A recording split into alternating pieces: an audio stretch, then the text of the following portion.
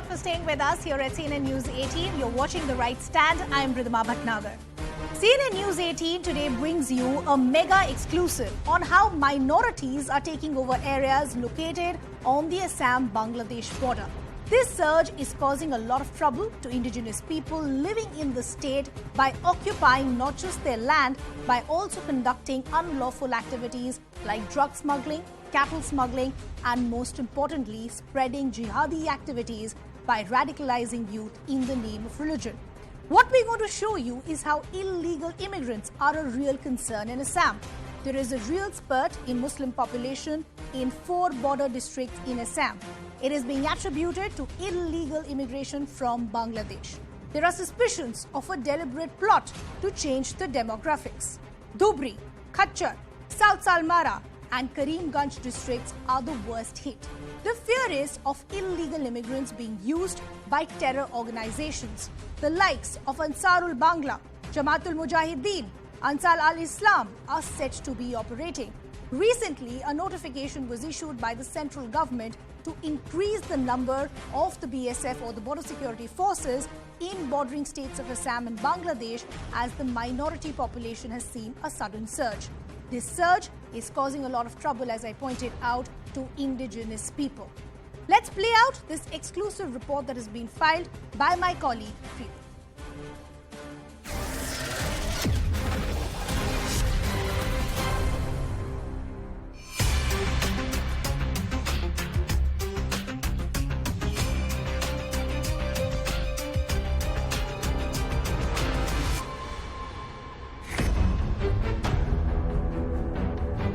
Dhubri, Kachar, South Salmara, Karimganj.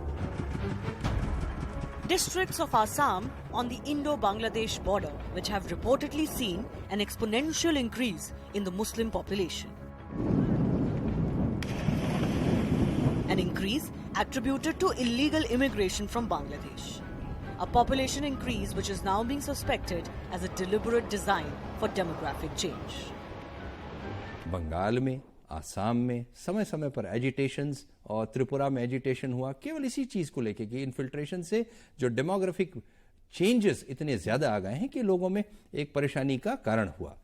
और इसी कारण से केंद्रीय सरकार ने शायद ये समझा कि यदि हम 15 से 50 किलोमीटर कर दें तो बीएसएफ शायद स्थानीय राज्य पुलिस को और सशक्त कर दे और मजबूत कर दे और उनकी मदद करेगी ऐसे इन्फिल्ट्रेटर्स को पकड़ने के लिए। It is a concern not just for the state of Assam, but for the rest of the country. Agencies suspect organizations like Ansarul Bangla, JMB Bangladesh are using these illegally settled migrants to carry forward their nefarious designs for India. JMB activists have been arrested from MP and UP, while the NIA says Ansar is trying to carry out terror conspiracies in the Indian hinterland. Directly prove us the population is going up and up and up. Election Commissioner voter list is the best proof. Rajyot dekhot population bahile.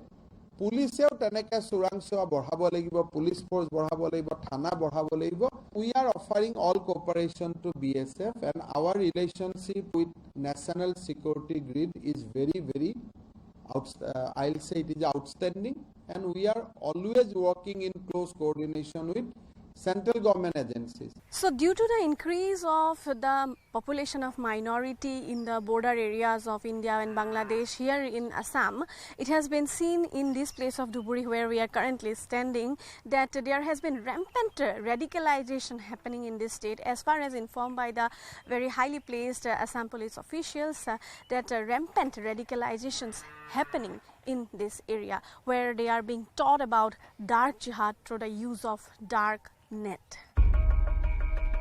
Dhubri shares 145 kilometers of border with Bangladesh, where 45 kilometers is river-line border and 90 kilometers is land. While the land borders are protected by a fence, the river is mostly open for movement. The 265 char areas of Dhubri have seen a lot of new habitation, new mosques, and most alarmingly, a huge number of unregistered madrasas. Recently, a lot of jihadi activities have been reported from such unregistered madrasas. Recently, a female jihadi was arrested in Dhubri who has been found to have strong connections with the Ansarul Islam. Dhubri में हमको 2 जगह पे मतलब suspected places मिले हैं जहाँ पे ये एबीटी रिलेटेड या आप जैसे बोल रहे हैं कि जिहादी रिलेटेड है, फंडामेंटलिस्ट, ये जो मॉड्यूल है वो मिले हैं। 2 जगह है, बिलासीपारा में जो मैंने बोला है, और एक धुबरी पुलिस स्टेशन के अंडर है जो हम उसके बारे में तदंत कर रहे हैं। तो देखा गया है कि पैटर्न ये है कि पुलिस का रडार जहाँ नहीं पहुँचता है, मतलब जहाँ पुलिस को पहुँचने में टाइम लगता है, तो और जहाँ इंटेलिजेंस मिलना जिस जगह से मुश्किल है, और फिजिकली एक्सेसिबिलिटी जिस जगह कम है, उस जगह में ये चीज़ ज़्यादा मतलब देखा गया है, जैसे हमने अभी पैटर्न देखा है 2 जगह का। BSF data points to an increase in the numbers of those apprehended while trying to cross the border. Till August this year, 1,231 people coming from Bangladesh were apprehended. The figure was 1,247 last year and 2,362 in 2020. The indigenous Muslim population of Assam is also worried that they might bear the brunt of the demographic change being brought about by illegal migrants. The ones recognized by the Assam government as indigenous Muslims have grown serious concerns about the rapidly increasing minority population in the bordering areas like Dhubri. उधर का जो population है ना, इतना बढ़ गया, वो जन विस्फोरण हो गया, बाकी नहीं है अभी। तो ये तो प्री प्लान जन विस्फोरण है, ये नहीं है कि वो एजुकेटेड है, ये इलिटरेट है, इसलिए इलिटरेट आदमी जन विस्फोरण हुआ है, ऐसा नहीं है। एजुकेटेड आदमी भी जन विस्फोरण कर रहा है, ये प्री प्लान जन विस्फोरण है और वो प्री प्लान माइग्रेशन है। जो धुबरी डिस्ट्रिक्ट का जो खेतीबाड़ी का जो लैंड है वो नहीं है अभी, और 5 साल के बाद वो एकदम घर बनाने के लिए भी जमीन नहीं रहेगा। तो चौर एरिया का जो मदरसा है, वो मदरसा एक भी मदरसा भी रजिस्टर्ड नहीं है गवर्नमेंट के पास। गवर्नमेंट के पास एक भी डॉक्यूमेंट्स नहीं है। हर गांव में एक मदरसा है। क्यों चाहते हैं? ये तो हम लोग तो नहीं चाहता है हर गांव में मदरसा। एक सब डिवीजन में 1-2 होने से हो जाता है। बांग्लादेशी पूरा धुबरी डिस्ट्रिक्ट भर गया।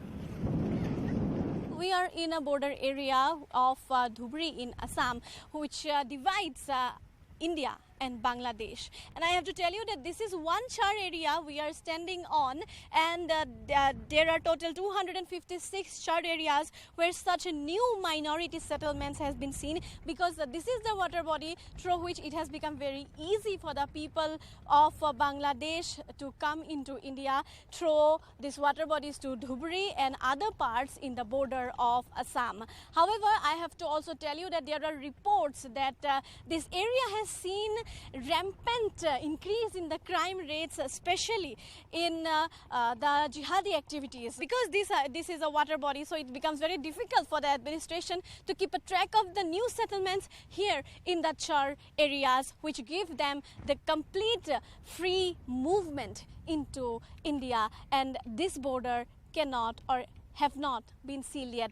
Although the land border has seen a lot of fencing, but these water bodies still remain open for the movement of people from Bangladesh to India, for the movement of immigrants from Bangladesh to India, and it has now increased up to 32% as per the recent reports. This is Preeti Priyadashini reporting from Dhuburi, Assam. And my colleague Preeti, who brought us this fantastic ground report, is in fact now joining us on the broadcast. Preeti, firstly, congratulations and thank you for bringing us this very comprehensive ground report. It is a very worrying picture. There is a change as far as the demography is concerned. The locals are raising a lot of red flags as well. I want to understand how rampant is the radicalization that is taking place on the ground. Yes, first of all, thank you. And although I am giving you a thanks, but it is actually very much alarming for the state of Assam that rampant radicalization is happening in those char areas, especially in Dhuburi, where the illegal immigrants have settled down and they are now spreading radicalization. They are working on radicalizing the youth of those places. And you see, recently, Assam police have busted 5 modules of terrorists here, accused terrorists, where it has been found that the 5th module is of Dhubri, where Jahura Khatun, the day we were there in the ground for reporting from Dhubri, for watching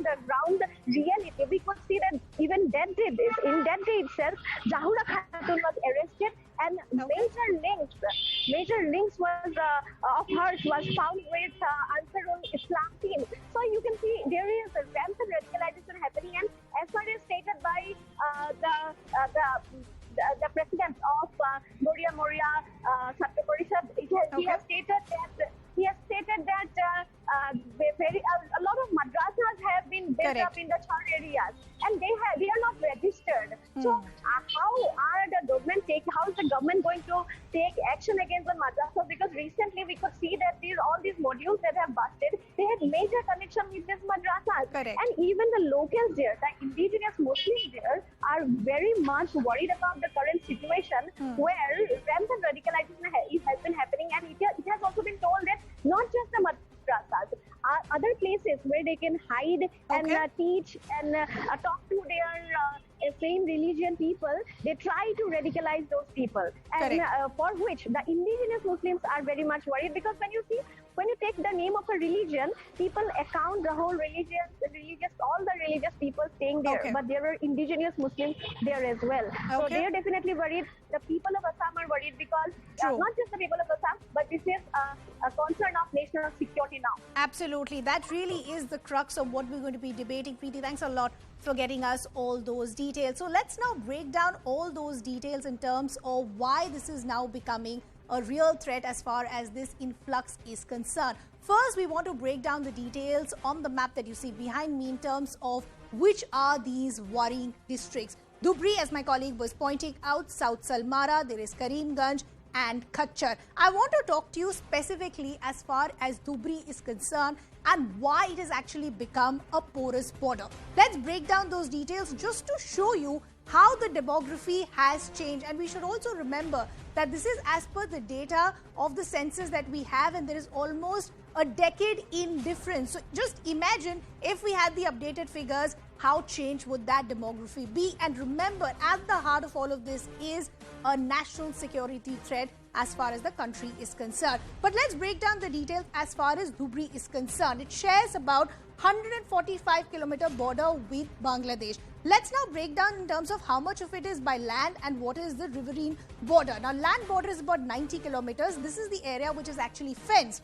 The riverine border is 55 kilometers. This is where it becomes problematic, because here is where the unchecked movement is taking place. New habitation, new mosques, unregistered madrasas, and most of these madrasas have no documentation or paperwork to actually show to officials on the ground. That's where the worrying picture is. But that's not all. There is a connection as far as madrasas being used to radicalize youth, resulting in terror plots. High jihadi activity in unregistered madrasas. This is what police officials on the ground are saying. But this illegal immigration into Assam, as I said, has big security dimensions. Let's break down those details as well. The Jamil Huda Madrasa in Moregaon was bulldozed. This was an action that was taken by the state government. 11 arrested from Moregaon, Barpeta, Guwahati and Golpara as well. Remember, there was a fair share of criticism and this as well. But this is where the state government has been saying that because we know the ground situation and how the demography is changing, this is where we ask the BSF jurisdiction to be increased. And remember, this is the same Chief Minister Himanta Biswa Sarma who's in fact now asked for that jurisdiction to actually be increased to 100 kilometers as well. Jamil Huda Madrasa used as a safe house for ABT terrorists. This is all that information that we're putting by the means of what police officials on the ground are telling us. Arrested operatives suspected of links to Al-Qaeda, Ansarul Bangla team as well. As I said, this is where the crux of the problem is. How rampant is the radicalization on the ground? Electronic devices and documents have been seized from terror suspects as well. So what really is the end game? Illegals easily radicalized by terror operators, as I pointed out. And this is exactly what my colleague was pointing out as well. So what we want to discuss over the next half an hour is how real is this threat as far as national security is concerned. Danger at border investigation. This is part 2, Bangladesh and Assam. Influx, how real is the security threat?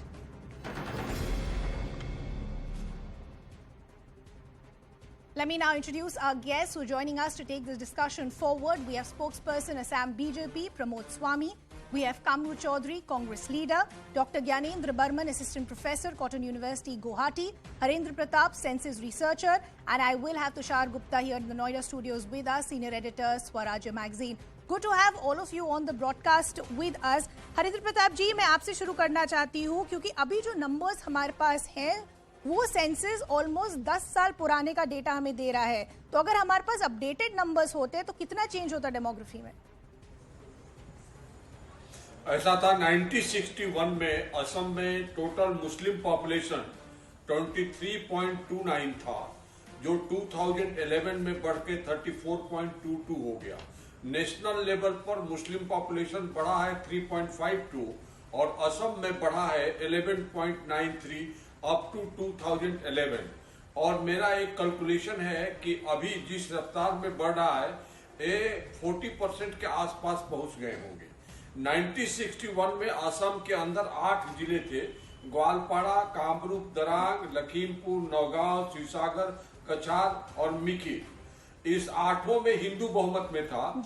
91 आते आते 3 district जो नए district काट के बनते गए, जैसे ग्वालपाड़ा से काट करके ग्वालपाड़ा, धुबरी, बारपेटा ये जो बना, तो ये 3 डिस्ट्रिक्ट मुस्लिम मेजॉरिटी वाले हो गए. 2001 में 3 और जुड़ गए, नौगांव, करीमगंज और हैलाकांडी, यानी 6 डिस्ट्रिक्ट. और 2011 में और 3 डिस्ट्रिक्ट उसमें जुड़ गए, बोंगाई गांव, मोरीगांव और दरांग. यानी out of 27 district, 9 districts are Muslim majority district. The growth of Hindu population between 2001 to 2011 at national level was near about 17%, 17%, but in Assam it was 10.89%. The Muslim growth population at national level in 2001 to 11 was 24%, but in Assam it was 29.59%. तो और Hindu plan हो रहा है. देखिए, मुस्लिम बांग्लादेश से आ रहे ही नहीं है, हिंदू प्लान हो रहा है. धुबरी डिस्ट्रिक्ट जिसकी आप चर्चा कर रहे हैं, वहाँ हिंदू पॉपुलेशन का ग्रोथ है 5.8 और बोंगाई गांव जिससे आप इंटर करिएगा आसाम में, एरियाज थे वो मेजॉरिटी एरियाज नहीं रहे हैं. Tushar, I want to bring you in.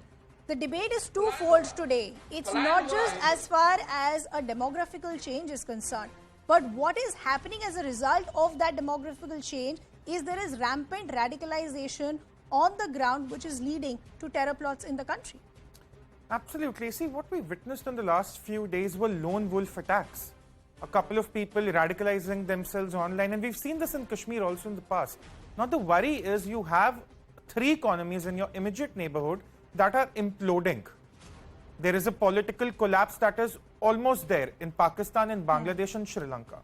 For whatever reasons, the borders we share with these countries are not perfect, for the lack of a better word. Now, there is no denying that this is a security threat, but from a center government perspective, to begin with, there needs to be now a firm policy in place, because we've suffered. Today, what we are seeing in the regions of Assam is the inability of the governments, not just right now or in the past, to come up with one firm policy as to how to deal with illegal immigrants once they are captured on the borders, once if they scatter themselves across the country. Now, let's take the example of Bangladeshi illegal immigrants. The ones we see on the screen are one set of people, but the ones which have already come in the past, in the last 20, 30 years, they've scattered across the country. Now, look at the radicalization potential there. Radicalization is no longer happening just in some institutions or one place or one group. It's happening online. So what are you having? You're having a national security threat. You're having a vulnerable population without any official records, without any law enforcement agency being able to monitor. So it's a big, big problem. Yeah. What I want to understand from Pramod Swami is that we're talking about a rise of mosque as well as madrasas. The problem with these madrasas is, and yes, I know some action has been taken, some madrasas with bulldozed. Most of these madrasas are unable to furnish any documentation when asked on the ground. How are they going unchecked? बिल्कुल सही कहा आपने और ये जो इन मदरसों की वजह से जो अनरजिस्टर्ड मदरसे हैं, ये जिहादी मॉड्यूल जो है, ये भी हमें NIA ने और असम पुलिस ने इसको पकड़ा है और इसके ऊपर में कार्रवाई करते हुए उनके ऊपर में सख्त कार्रवाई भी हुई है। लेकिन आप देखिए कि जहां जहां ये इलीगल जो इन्फिल्ट्रेशन को, घुसपैठियों को जहां जहां जनसंख्या बढ़ी है, वहां सिर्फ डेमोग्राफिक चेंजेस नहीं हुए, वहां हमारी सिक्योरिटी के ऊपर में भी थ्रेट आई है, हमारी जो नेशन की जो सिक्योरिटी है उसके ऊपर में थ्रेट आई है। तो आसाम में जो बॉर्डर एरिया जो है, वो बॉर्डर एरिया धुबरी, करीमगंज, कछार एंड साउथ सालमारा, यहाँ 2011 में जो मुस्लिम पॉपुलेशन थी वो 3,95,659 थी, जो 2021 में बढ़ करके 5,13,116 हो गई है। और ये जो पॉपुलेशन जो इंक्रीज हुई है वो 31.45% की दर से इंक्रीज हुई है, जबकि आसाम में अन्य जो इलाकों में है वहां ये पॉपुलेशन की इंक्रीजमेंट का जो परसेंटेज है वो 12.50% है और रेस्ट ऑफ इंडिया में ये है 13.54%। तो इस तरह से जो पॉपुलेशन जो बढ़ रही है मुस्लिम लोगों की, वो एक अपने आप में एक चिंता का विषय है। लेकिन एक पॉजिटिव, इस नेगेटिव में भी हम एक पॉजिटिव देख रहे हैं कि अभी जो आसाम में जो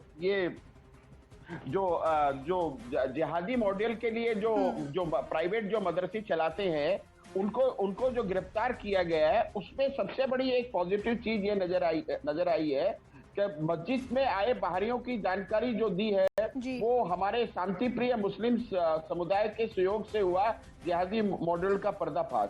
तो इसकी जानकारी भी जो हमारे जो इंडिजियस जो मुस्लिम जो लोग हैं, उन लोगों ने इसकी जानकारी जो है वो पुलिस को दी है। और ये काफी क्रूशियल पॉइंट आप बता रहे हैं, बट यही इंडिजिनस लोग भी काफी रेड फ्लैग्स आज खड़े कर रहे हैं। Of course there is a backdrop as far as the partition history is concerned, but मैं इसको दो तरीके से हम देख रहे हैं। एक जो हमारे जो इंडिजिनस जो मुस्लिम जो है, जिसको हम असमीज मुस्लिम्स कहते हैं, वो लोग अभी हमारे साथ में है, वो लोग राष्ट्रवादी विचारधारा के साथ में है और वो नहीं चाहते कि ये घुसपैठियों का जो आक्रमण आसाम के ऊपर होता है उससे उनको भी समस्याएं आ रही है। और दूसरा जो मैं उन समस्याओं के बारे में आपसे थोड़ी देर में बात करूंगी। I just want to understand and taking on from the point which the BJP spokesperson is making, that this is not just about a change of democracy but the threat as far as national security is concerned. Kamru Chaudhary, I want to understand, when we all say that yes, the threat as far as national security is real and for all of us to see, when there is talk as far as increasing jurisdiction of the BSF is concerned, why is the opposition up in arms? Ridhima, first of all, a very good evening to you and your fellow panelists. First of all, so far whatever the discussions were happening, I could grasp three basic points out here. Sure. First point was the infiltration issue. Second one was the population growth of the Muslims in Assam. Third was the radicalization. Now, let me just break it out for your better understanding. In the first point, when you talk about infiltration, well, first and foremost, the first Chief Minister of Assam, Lokpriya Gopinath Bordoloji, even he acknowledged there is a problem with infiltration. This infiltration started prior to independence and it has been continuing for long. Now the point out here, for the last 7 to 8 years, we have got a double engine Sarkar in Assam. What is the double engine Sarkar doing in Assam to control the infiltration, if at all there is? 50 kilometers of jurisdiction has been increased for the BSF, who have been empowered to enter anybody's house, search documents, arrest anybody, and if any illegal immigrants are there, then to chuck them out of the country following the due process of law. Now my second point out here, when you talk about the population growth with statistics, now just let me cite one report that Dr. Qureshi has put out in public domain. In Assam, from 2015, when the total fertility rate of Muslims was 2.2, it came down to 1.9 in 2021. So there is a definite degrowth in the Muslim population of the country, of Assam. Then second most important point, when you talk about district-wise demographics, let me just remind you, of course, in those 4 areas of Dhubri and South Salmara, there is a problem of infiltration because of the riverine border. But I can say with definite authority, and I can challenge anybody on this panel, that the districts of Kachar mentioned out here, and districts of Karimganj mentioned out here, they were already 90% population, Muslim majority population before independence. Till date, I don't find any infiltration of illegal migrants in those two districts. The other two districts I acknowledge. Then the most important thing. So I want to understand. Okay, let's take Dhubri's case only. Let's take Dhubri's case, since all of us seem to be on the same page. That was a Hindu majority district. That demography is completely changed. Dr. Gyanendra Burman, give us a sense of how changed the demography is today. Yes, absolutely. Actually, demography has been changed. The Assam is facing a demographic threat. In 9 districts where Muslims are majority now, in all those districts, in 1951, if you go through 1951 census report, you will find that Hindus, all those districts were Hindu majority. Sylhet district was Muslim majority, and that became part of Pakistan during at the time of partition. So now again these jihadi elements are showing up their heads in those areas where Muslims are majority. In those areas where Muslims are majority now, you will see our land belong to the indigenous people have been occupied. Harishankar Brahma Committee constituted by BJP government shows that 63 lakhs bighas of land have been occupied by these immigrant Muslims. Our temples under threat, our girls raped and killed in those areas, Hindus forced to flee. This is the picture of Assam. Let me give an example. In Dhubri district, you are speaking about Dhubri district. In Dhubri district in 2001, Hindu population was 4,05,000. And in 2011, Hindu population declined to 3,88,000. Where have all these Hindus gone? So Hindus are actually, they have been forced to flee. So this is Assam's situation in many areas. Dhubri, Gwalpara, Nagaon, Hindus have been forced to flee. So they are under threat. So this is really a terrible situation. And Hindus are under threat. Tushar, if you heard the discussion so far. Please allow me 30 seconds. Allow me 10 seconds. Sure. देखिए ये जो total fertility rate की बात बोल रहे हैं ना, ये as per the National Family Health Survey report 2020-21, Muslims fertility rate is 61.1% higher than that of the Hindus. So this is the National Family Health Survey report. So yes, Hindus total fertility rate in Assam is 1.6, which is far below the replacement level, which is 2.1. But Muslims total fertility rate in the short areas, it is 4.5, something like that. So this is really a terrible situation, and there was survey in the shore areas. It was found that in 1 decade in Dhubri shore means in the riverain areas, the immigrant Muslim colonies, population increased as much as 195%. At the heart of this, what I want to understand, and Tushar, this is what I want to understand from you. Our Indian land is for whom? Who should it be inhabited by? If there is a demographic change that is happening, why are we not addressing the issue rather than what the opposition person is saying that I think it's happening only on 1 or 2 districts? A Hindu majority district today, that demography is completely changed. Something seems to be changing, right? Don't we need to now address the issue of what's actually causing the demographic change? Absolutely. See, every time this discussion comes up, it is made about religion. No, it's Hindus versus Muslims. Now, there is no denying that there has been a demography change. There has been a change district-wise, so boiled down. But the government is not only dutiful towards the Hindus in that region, also towards the indigenous Muslims. So when I say that it's a national security threat, I do not say that the threat is to Hindus alone. It's also to the Assamese Muslims. We forget that there is not just about Hindus versus Muslims as the opposition wants it. It's also about the indigenous Muslims who have been living in Assam, who are now missing out on the welfare of the government, provided by the government, the policies, all the schemes that are cornered by the people without any official documents, without any official records. And at some point, we have to ask this one tough question, Ridhima. What is going to be that one firm policy? We know there are illegal immigrants there.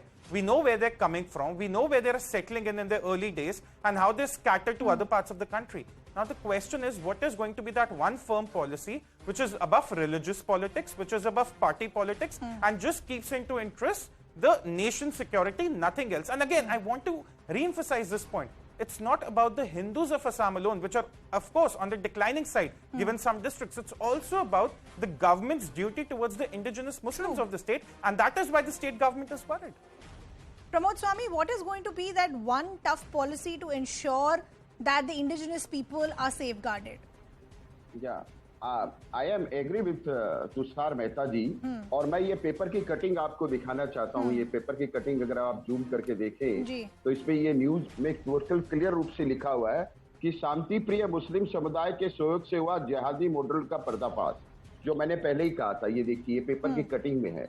तो मैं तुषार मेहता की इस बात से सहमत हूँ कि ये मुद्दा हिंदू मुस्लिम का नहीं है. ये मुद्दा राष्ट्र की सुरक्षा से जुड़ा मुद्दा है, और इंडिजिनस असमीज मुस्लिम जो हैं वो ये इस बात को समझते हैं कि ये इन्फिल्ट्रेशन की जो समस्या है, ये घुसपैठ की जो समस्या है, ये भारत की सभ्यता और संस्कृति के ऊपर में सीधा हमला है. ये धर्म की बात नहीं है. ये 5000 वर्षों से पुरानी हमारी जो संस्कृति है, हमारा जो कल्चर है, जो असमीज जो कल्चर है, जो हमारा जो हिंदू कल्चर है, उसके ऊपर में ये सीधा एक आक्रमण है. और आप देखिए, जो बॉर्डर जो इलाके हैं, वहाँ कुछ ऐसे भी जगह हैं जहाँ सिर्फ 4 या 5 मुस्लिम फैमिलीज है, लेकिन वहाँ 4 या 5 मस्जिद है. तो 5 फैमिली में अगर मुस्लिम फैमिली है तो वहाँ 5 मस्जिद की क्या आवश्यकता है? और ये जो उग्रवाद जो पनपा है, जो जिहाद जो पनप जी. Okay, we seem to have lost that audio wave. But Harendra Pratap जी, मैं आपको I'll give you the final word. आंकड़ों की क्या कहानी है? आंकड़ों की कहानी हमको लगता है कि जो भुट्टो की पुस्तक है वो कह रही है कि भारत का विभाजन जो हुआ उसके बाद उन्होंने कहा कि ये कश्मीर के साथ भारत का डिस्प्यूट केवल इतना मान लेना ठीक नहीं है. हमें आसाम चाहिए, त्रिपुरा चाहिए, पश्चिम बंगाल चाहिए और बिहार के बॉर्डर इलाके चाहिए. योजनाबद्ध तरीके से देखिए, मुस्लिम पॉपुलेशन अगर मान लिया जाए कि अपर असम के अंदर और 1% 2% बढ़ता है और लोअर असम के अंदर मान लिया 12-14% बढ़ता है, तो स्वाभाविक है हमारे भारतीय मुसलमानों की जनसंख्या नहीं है.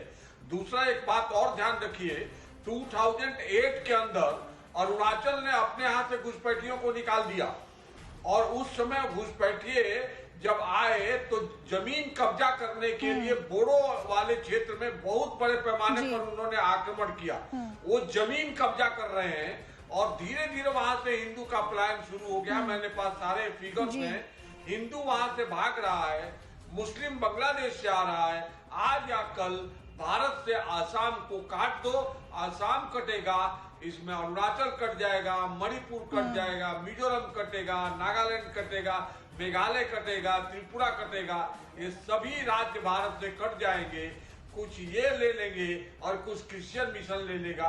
सारे फिगर्स बता रहे हैं योजनाबद्ध तरीके से कहाँ भेजना है, किस जिला में भेजना है, ये योजना बनाई गई. अंतिम आपको मैं क्लोज करता हूँ. 2001 में बोंगाई गांव के अंदर मुस्लिम पॉपुलेशन 38% और 2011 में ऐसा वो डिस्ट्रिक्ट बनाया गया मुस्लिम सब इलाके जोड़ करके, वह 51% Muslim population. So just going by the sheer number change that we are seeing just in the last couple of years, we're going to end this discussion with the same question. How real is this demographic change that we're seeing on the ground, and more importantly, how real is this threat as far as national security is concerned, and what is going to be that big move to ensure that this issue can be contained? I'll have to leave that discussion there. I appreciate all the guests who took out the time and joined us this evening. We're now moving on to the other big story that we're tracking this evening. In a major embarrassment to the newly sworn-in Bihar government, it has come to light that it's not just the recently inducted Law Minister Kartikeya Singh, but also the Agriculture Minister Sudhakar Singh, who is reportedly accused in a rice processing scam. The irony of irony, the Law Minister Kartikeya Singh is facing arrest in a kidnapping case, and then a warrant has been issued against him before he became a minister.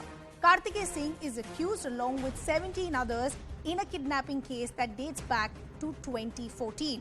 He is charged with planning the kidnapping of a builder, Raju Singh, over a dispute about financial transactions with an intent to murder him. Interestingly, the minister was supposed to surrender in a court on the 16th of August, the same day he took oath as the new law minister. Now let's talk about the agriculture minister. The allegation against the agriculture minister Sudhakar Singh is that he embezzled crores of rupees, but still continues to be a minister today. The BJP has come out all guns blazing against the state government, claiming that Jungle Raj has returned in Bihar. Meanwhile, Chief Minister Nitish Kumar has said that he has no idea of any such case, but didn't announce any action either against his own mantris.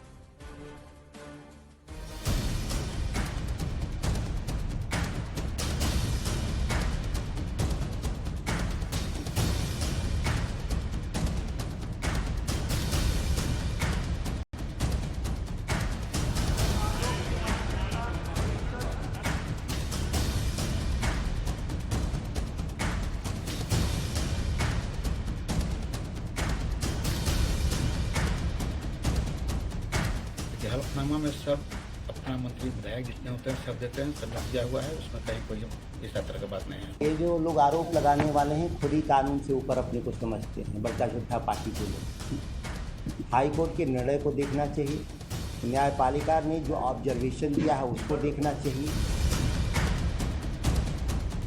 Nitish Kumar ji RJD के सामने दब गए। वो भारत के प्रधानमंत्री बनने का ख्वाब देखते हैं, ये कौन सा ख्वाब दिखा रहे हैं आप, ये भी देश देखना चाहते हैं।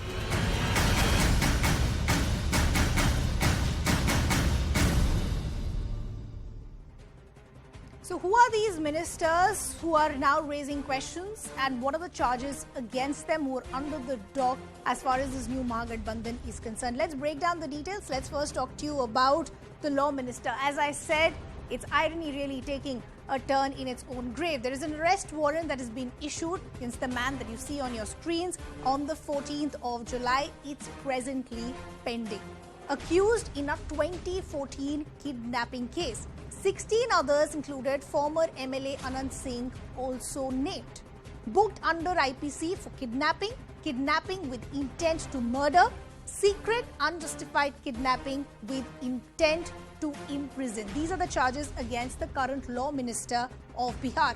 But there are other charges as well. There is theft, wrongful confinement and rioting as well. Then let's talk to you about the agriculture minister, Sudhakar, accused in a rice processing scam which dates back to 2013 to 2014. What are the allegations? He embezzled rice worth crores from State Food Corporation. Did not redeposit rice worth, and look at the amount that we're putting out, 69 crores taken for dehusking. What we're also understanding is the department recovered rice worth about 10.5 lakh. Legal action taken against the remaining, but he still continues to be a minister. The other charges are cheating, dishonest inducing of delivery of property, IPC 420. And these are, as I said, ministers as far as the new Mahagathbandhan is concerned. Also, this is an important time to understand what has been the position as far as Chief Minister Nitish Kumar is concerned, and this is what he had to say. उनको warrant जारी हुआ है sir Kartik के पे? नहीं को नहीं पता, इसके बारे में जानकारी हमको सर कार्तिकेय सिंह पर जो आरोप लगे मंत्रिमंडल में बने रहेंगे वो सब देखा जा रहा है कि मामला क्या है। कोई आरोप लगा रहे कुछ भी कर रहे हैं, वो खुद देख रहे हैं, खुद देख रहे हैं। The question that we're asking this evening is Jungle Raj back in Bihar? You can get involved. Use the hashtag Mahagathbandhan Mantris in Dock, MGP Mantris in Dock. Let me also introduce our guest to take the discussion forward. We have the spokesperson of the RJD, Dr. Naval Kishore. We'll shortly be joined by a representative of the JDU as well. We also have spokesperson from Bihar BJP, Nikhil Anand. Let me begin with Dr. Naval Kishore. What really is happening as far as this new alliance is concerned? The irony, let's first begin with the law minister. There are charges against him. Then there is the agriculture minister, but both of them still continue to hold their positions. You know, the reality is something very different. It's a very sincere and organized attempt to create a negative image or perception against Mahagathbandhan, particularly our leaders. That is the most important reason that is going on in Bihar. And why it is going on? Because BJP at state level as well as national level, the delivery is next to zero. And that is why they are hell-bent to do this. If you ask them question on job, if you ask question on what they have promised, like अच्छे दिन, no, I'll ask the question. मैं BJP वालों से सवाल करूंगी कि उनकी क्या प्रायोरिटीज है, उनका ऑपोजिशन में क्या काम होगा, पर आप एक सीधे सवाल का जवाब दीजिए that there are two ministers who have serious charges against them. Why don't you let law take its own course, let them be proven not guilty, and let them then continue as ministers with serious charges against them? This is a law minister that we're talking about. What is the example that he's going to set as far as the state is concerned? No, it is only because you are also part of that organized attempt. You do not know the fact and you want to create a debate. You do not know what the judiciary has said at Danapur court. What he has said that he cannot, no coercive action can be taken against him. You do not know the final report put up by police that the evidence it's easy of to get his into name calling as far as the media is concerned. You do not yes, know okay, that. no coercive action. No, Of course I know. I said it when I started the show. Yes, I know no coercive action can be taken till the 1st of September. Agreed. But the day he took oath as the law minister, he was actually supposed to surrender. Why didn't that happen? I am saying if he is not guilty, let law take its own course and then you can let him be a minister.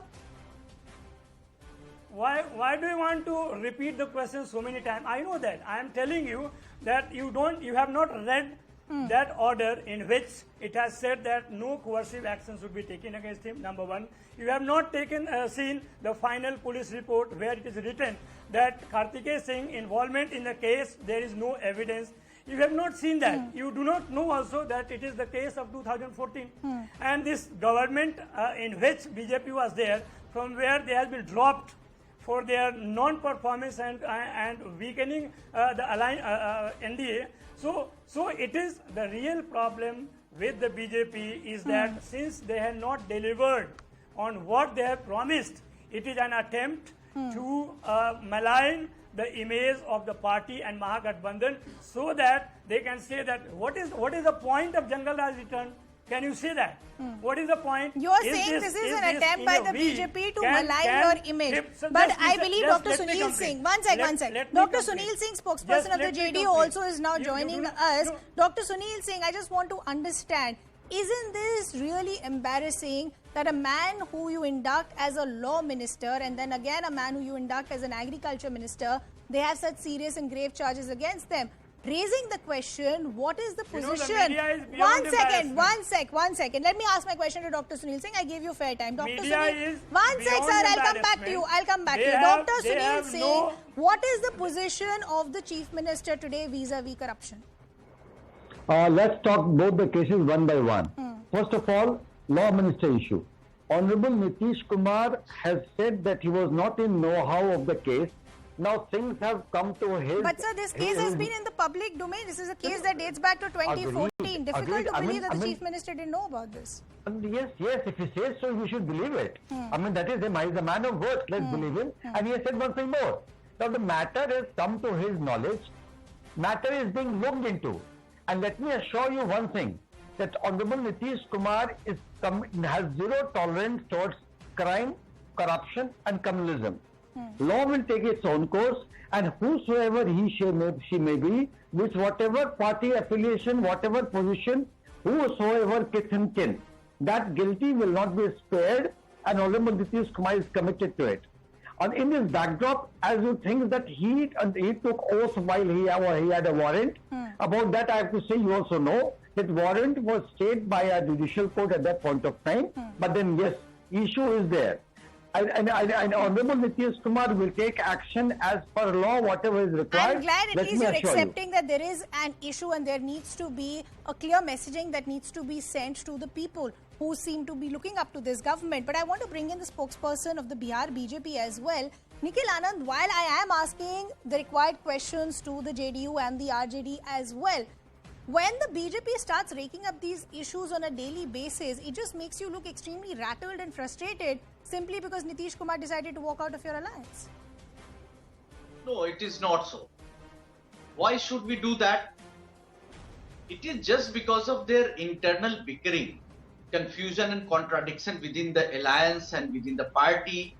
You see that we did not raise the issue of law minister, but it is the matter of the court. He was to be presented. He was to be present the time in the court of law. He was taking oath. And that is why when this issue and when the issue cropped up, we surely raised the question that the action should be taken. And another issue, like Bhima Bharti, she is a leader of an ex-minister of the JDU quota. And if she is raising against any issue against another minister with serious allegations, so it is not we are not provoking, but something has gone wrong. Where were you in the past government? When Lacy Singh was minister, in the past government, where were you? Where was BJP? Don't shout unnecessarily. Don't shout unnecessarily. When your time comes, Lacy Singh was minister in your government also. Where were you? What were you doing? What was BJP doing? Only trying to eat their partners. Okay. Dr. Naval Kishore, today the ministers who are under a dog from your government. So we'll take the question to the BJP separately. But I just want to ask let me ask you one question. Sir, I'm conducting the debate. You'll have to let me at least ask my question for you to respond to that. No, I want to understand. We have past precedent. Look what happened with Jitaram Manji. He had to quit within 2 days of taking oath because there were allegations against him. In 2020, JDU leader and education minister Melewal Chaudhary had to resign following allegations of corruption. So if there has been a past precedent, why aren't we ensuring that that same rule book is followed this time around as well? Manju Verma and Ramadhar Singh, they all... But you forgot to mention the name of Giriraj Singh, in whose house crores of rupees were found. Within a month, he was cabinet minister in the central government. Why are you so selective in giving example? Where were you when Lacy Singh was there in the past government and none of the BJP members raised any issues? What is this kind of attitude? It is only to create a negative perception. When they have been thrown out and left alone in Bihar because of their non-delivery, they have not promised, they have not fulfilled any promise in the past 20 months. What they have said at the time of election in 2020, that they will Sir, that question I've asked to the BJP spokesperson, what is going to be their role now as far as the opposition is concerned. But Dr. Sunil Singh, I'll give you the final word. When Nitish Kumar and Tejasvi Yadav, the day we saw this alliance come together, said things have changed from 2017 to 2022, what really has changed?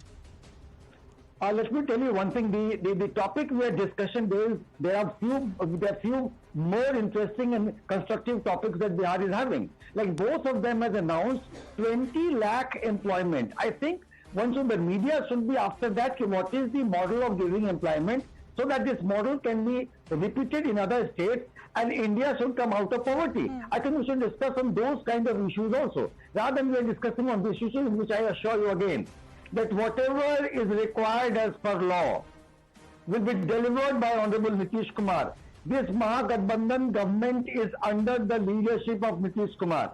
Let me assure you and the countrymen and the people that Nitish Kumar will deliver it. That closes the matter. The thing to emulate, that his commitment of giving 20 lakhs employment to the youth, that is the thing to be discussed. That is the thing to be debated. That is the model to be seen by all of us. Okay. I think that is also important. Okay. So the word coming in from the Mahagathbandhan is that let law take its own course. Nitish Kumar has always taken a very clear stand as far as corruption is concerned, and there is no compromise that has been made on those lines. We'll really have to see how this plays out. I appreciate all the guests who took out the time to join us here. We're slipping into a very short break. We're coming back with lots more.